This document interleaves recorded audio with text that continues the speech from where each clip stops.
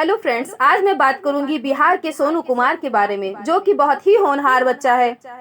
सोनू कुमार बिहार के होनहार बच्चे की गुहार के बाद मदद के लिए उतरी गौहर खान। बोली, ये देश का भविष्य है। बिहार का एक होनहार बच्चा सोनू कुमार की पढ़ाई की मांग को लेकर एक्ट्रेस और मॉडल गौहर खान मदद के लिए उतरी हैं। एक्ट्रेस ने ट्वीट के जरिए इस बात का ऐलान किया और सोनू की सारी डिटेल्स भी ले ली हैं।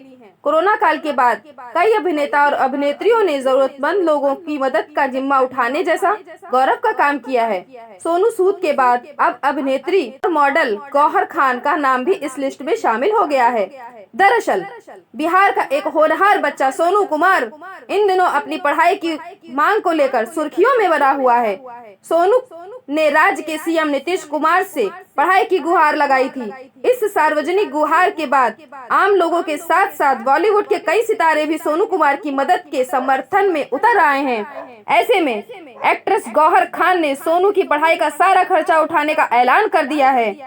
मुझे गर्व है सोनू कुमार के लिए, गौहर ने ट्वीट कर दिया मदद का ऐलान। साथ ही उन्होंने लिखा, कितना होनहार बच्चा है, मैं इसकी पढ़ाई का खर्च उठाऊंगी।